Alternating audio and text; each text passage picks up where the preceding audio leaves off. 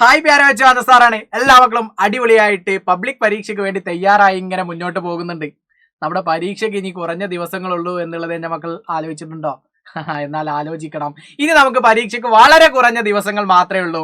അപ്പോൾ നമ്മൾ അടിപൊളിയായിട്ട് സെറ്റായിട്ട് പഠിച്ച് മുന്നോട്ട് പോകണം. അപ്പോൾ ക്രിസ്മസ് പരീക്ഷ കഴിഞ്ഞ ഉടനെ ഒരുപാട് മക്കൾ മെസ്സേജ് അയച്ചിട്ടും നമ്മുടെ യൂട്യൂബിന്റെ കമന്റിന് താഴെയൊക്കെ സാർ എളുപ്പമായിരുന്നു, ഒരുപാട് സന്തോഷമുണ്ട് എന്നൊക്കെ പറഞ്ഞ് മെസ്സേജ് അയച്ചിട്ടുണ്ടായിരുന്നു.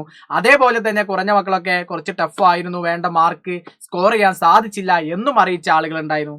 അപ്പൊ അത്തരത്തിലുള്ള ആളുകളോട് അന്നാണ് സാർ പറഞ്ഞിട്ടുണ്ടായിരുന്നത് നമുക്ക് പബ്ലിക് പരീക്ഷ അടിപൊളിയായിട്ട് സെറ്റ് ആക്കണം എന്നുള്ളത് തന്നെയാണ്. അപ്പൊ ഈ ഒരു വീഡിയോയിലും മനസ്സാർ വന്നിട്ടുള്ളത് നമുക്ക് ചോദ്യം എങ്ങനെ വരുന്നോ അതേ രീതിയിലുള്ള ഒരു ചോദ്യവുമായിട്ടാണ്. അപ്പൊ സിമ്പിൾ ആണ് എന്നുള്ളത് ഇത് അനസാർ ഡിസ്കസ് ചെയ്യുമ്പോൾ എന്റെ മക്കൾക്ക് മനസ്സിലാകും. അപ്പൊ ഹിന്ദി ആദ്യമായിട്ടാണ് 5ാം തരത്തിൽ എന്റെ മക്കൾ സ്റ്റേറ്റ് മക്കൾ പഠിച്ചുകൊണ്ടിരിക്കുന്നത്. അപ്പൊ അത് പ്രയാസമാണ്, ഞങ്ങൾക്ക് ബുദ്ധിമുട്ടല്ലേ എന്നൊന്നും വിചാരിക്കേണ്ട. സിമ്പിൾ ആയിട്ട് നമുക്ക് എന്ത് ചെയ്യാൻ പറ്റും, അടിപൊളിയായിട്ട് സ്കോർ ചെയ്യാൻ വേണ്ടിയിട്ട് തന്നെ സാധിക്കും. അതിൽ യാതൊരു സംശയവും ഇല്ല എന്നുള്ളതാണ്. അങ്ങനെയാണെങ്കിൽ എന്റെ മക്കൾ നോക്കിക്കോ, വളരെ ഇമ്പോർട്ടന്റ് ആയിട്ടുള്ള ഒരു ചോദ്യമാണ്. നമുക്ക് ഇത്തരത്തിലുള്ള ഒരു ഗതിവിധി എന്തായാലും നമുക്കുണ്ടാവും. അത് ഗതിവിധി 1, 2, 3 ഒക്കെ ആയിട്ട് ചോദിക്കും. ഇതിപ്പോ ഒരു ചോദ്യ പേപ്പറിൽ 3ാമതായിട്ട് ചോദിച്ചതുകൊണ്ട് അനസാർ അത് എടുത്തു എന്നുള്ളൂ. അത് നിങ്ങൾക്ക് ഏതായിട്ടും ചിലപ്പോൾ ചോദിക്കാം. അപ്പൊ ഈ ചിത്രം തന്നെ ആവണമെന്നില്ല, ഏത് ചിത്രമായാലും നമുക്ക് എഴുതാൻ വേണ്ടിയിട്ട് കഴിയും. അത്തരത്തിൽ നമ്മൾ എന്താണ്, നമ്മൾ പ്രഗത്ഭരായിട്ടുള്ള ആളുകളായി നമ്മൾ മാറിക്കഴിഞ്ഞു ഈ ഒരു പബ്ലിക് പരീക്ഷ വരുന്നതോട് കൂടി എന്നുള്ളത് എന്റെ മക്കൾ എന്ത് ചെയ്യുക, സെറ്റായി മനസ്സിലാക്കി വെക്കുക. അപ്പൊ എന്റെ മക്കൾ നോക്കിക്കോ, സൂചന നോക്കേ, സഹി മിലാൻ കരേ അല്ലെ. നമ്മളൊരു മാച്ച് ദ ഫോളോയിങ് ആണ് ചെയ്താൽ മതി, വേറെ പ്രശ്നങ്ങളൊന്നും ഇല്ല.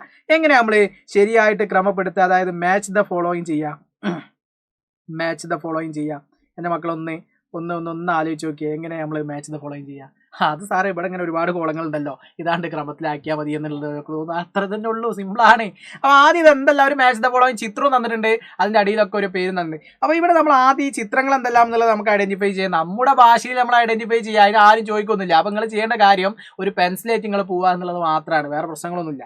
അപ്പൊ ആദ്യം സാറേ അണ്ണാനാണല്ലോ, അപ്പൊ നിങ്ങൾ പെൻസിലേറ്റ് എന്ത് ചെയ്യുക, ഒരു അണ്ണാൻ അവിടെ എഴുതി വെക്കുക, വേറെ പ്രശ്നമൊന്നുമില്ല, നമുക്ക് തെറ്റി പോകാതെക്കാൻ വേണ്ടിയിട്ടാണ്. രണ്ടാമതായിട്ട് സാറേ പക്ഷിയാണല്ലോ, അപ്പൊ പക്ഷീന്ന് എഴുതണം, എത്ര ഉള്ളൂ. പിന്നെ നമ്മൾ 3ാമതായിട്ട് ഞണ്ടിനെ കാണുന്നുണ്ട് അല്ലെ, ഞണ്ട് കണ്ടു. അങ്ങനെയാണെങ്കിൽ 4ാമതായിട്ട് പൂമ്പാറ്റയെ കാണുന്നുണ്ട്. 5ാമതായിട്ട് കുരങ്ങനെ കാണുന്നുണ്ട്. ഇതൊക്കെ നമുക്ക് മനസ്സിലായി. ഇനിയിപ്പോ ഇതിൽ നമുക്ക്, അപ്പൊ എന്റെ മക്കൾ എന്ത് ചെയ്യുക, ഈ ചിത്രങ്ങളിൽ നിങ്ങൾക്ക് ഐഡന്റിഫൈ ചെയ്യാൻ കഴിയുന്ന ഏതെങ്കിലും ഉണ്ടോ? അപ്പൊ നിങ്ങൾ പറയും സാർ അതെന്താ അങ്ങനെ ഒരു വർത്താനോ അല്ലെ, ഞങ്ങൾക്ക് കഴിയുന്നുണ്ട്. ചിടിയ ഞങ്ങൾക്ക് അറിയാം പക്ഷിയാണ്. അപ്പൊ ഒന്നും നോക്കണ്ട, നേരെ ചിടിയയിലേക്ക് വരച്ചു വെക്കുക.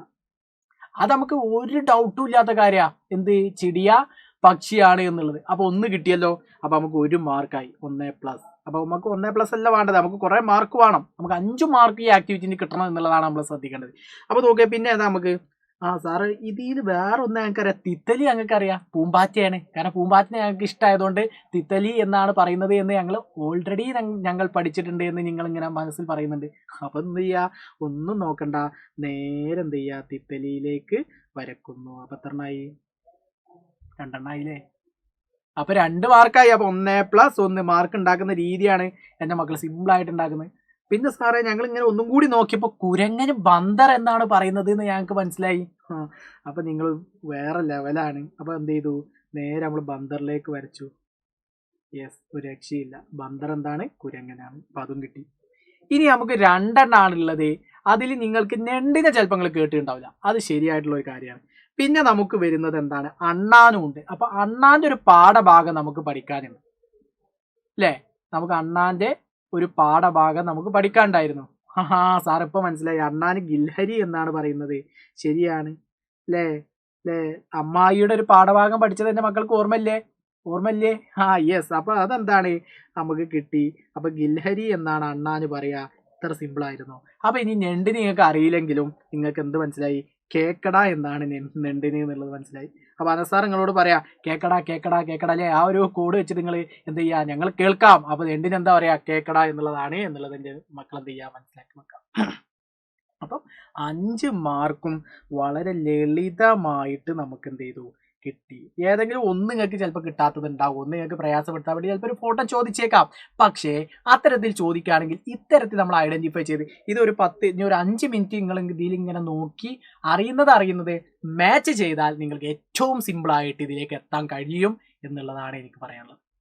അപ്പൊ സിമ്പിൾ അല്ലേ, ലളിതമായിട്ട് ഇത്തരത്തിലൊരു ചിത്രം വന്നത് നിങ്ങളോട് ചോദിച്ചു കഴിഞ്ഞാൽ 5 മാർക്ക് നിങ്ങൾക്ക് കിട്ടുമല്ലോ. അപ്പൊ ഇതിൽ പൂരിപ്പിക്കുന്നതിനോടൊപ്പം നിങ്ങൾ എന്തും കൂടി പഠിച്ചു.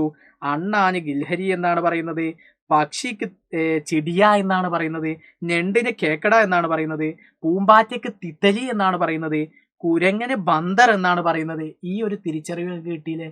ഇങ്ങനെയാണ് എന്നുള്ളത് എൻ്റെ മക്കൾക്ക് മനസ്സിലായില്ലേ? അപ്പൊ ഏറ്റവും സിമ്പിൾ ആയിട്ട് ഇങ്ങനെ ചെയ്ത് കഴിഞ്ഞാൽ 5 മാർക്കും കിട്ടുന്ന എൻ്റെ മക്കൾക്ക് മനസ്സിലായില്ലേ? അപ്പൊ ഇത്തരത്തിലാണ് നമുക്ക് ചോദ്യം വരിക. ഞാൻ ഉറപ്പിച്ച് എൻ്റെ മക്കളോട് പറയാണ്, ഈ വരുന്ന പബ്ലിക് പരീക്ഷയിൽ ഇതുപോലെ ചിത്രം തന്നിട്ട് നിങ്ങളോട് ഐഡന്റിഫൈ ചെയ്യാൻ വേണ്ടിയിട്ട് ചോദിക്കും. മോസ്റ്റ് ഇമ്പോർട്ടൻ്റ് ആണ്. അപ്പൊ സാറേ ഞങ്ങൾ പരീക്ഷ പാസ്സാവും. ഇത്തരത്തിലുള്ള ചോദ്യങ്ങളൊക്കെ വന്നു കഴിഞ്ഞാൽ ഞങ്ങൾ എങ്ങനെ പാസ്സാവാതിരിക്കാനാ? ഞങ്ങൾക്ക് സിമ്പിൾ ആയിട്ട് ഞങ്ങൾ പാസ്സാകും എന്നതാണ്. അപ്പൊ പാസ്സാകണം അല്ലെങ്കിൽ പരീക്ഷ എഴുതണമെന്നുണ്ടെങ്കിൽ ഒരു ടെൻഷനും ഇല്ലാതെ ഹിന്ദി പരീക്ഷയല്ലേ എന്ന് ഞങ്ങൾ അടിപൊളിയായിട്ട് എഴുതും എന്നുള്ള ആ ഒരു കോൺഫിഡൻസ് എൻ്റെ എല്ലാ മക്കൾക്കും ഉണ്ടായിരിക്കണം. എൻ്റെ അനസാറിന്റെ ഈ വീഡിയോ കാണുന്ന എല്ലാ മക്കളും അടിപൊളിയായിട്ട് തന്നെ മുന്നോട്ട് പോകണം. ഒരു പേടിയും പാടില്ല. സെറ്റല്ലേ? അപ്പൊ ഞങ്ങൾ എഴുതും എന്നുള്ള ആളുകളൊക്കെ കമന്റ് ബോക്സിൽ എന്ത് ചെയ്യുക? അടിപൊളിയായിട്ട് കമന്റ് ചെയ്യുക. ഞങ്ങൾ തയ്യാറായി കഴിഞ്ഞു പരീക്ഷയ്ക്ക് എന്നുള്ള ആ ഒരു തയ്യാറെടുപ്പിന്റെ ആ ഒരു ഇമോജി, നമ്മുടെ ഇമോജി ഫുട്ബോളാണ് എന്നുള്ളത് നമുക്കറിയാം. ഈ ഫുട്ബോളോ നിങ്ങൾക്ക് ഇഷ്ടപ്പെട്ട ഇമോജികളൊക്കെ ഇട്ടിട്ട് സെറ്റ് ആക്കുമെന്ന് പറഞ്ഞു കഴിഞ്ഞാൽ അൻസാറിന് ഒരുപാട് സന്തോഷമായി. അപ്പൊ എന്ത് ചെയ്യുക? അടിപൊളിയായിട്ട് പഠിക്കുക എന്നുള്ളത് തന്നെയാണ് ഒരിക്കൽ കൂടി എന്റെ മക്കളോട് എന്ത് ചെയ്യാനുള്ളത് പറയാനുള്ളത്. അപ്പൊ അടുത്ത വീഡിയോയിൽ കാണും വരെ എല്ലാവർക്കും വണക്കം. ബൈ.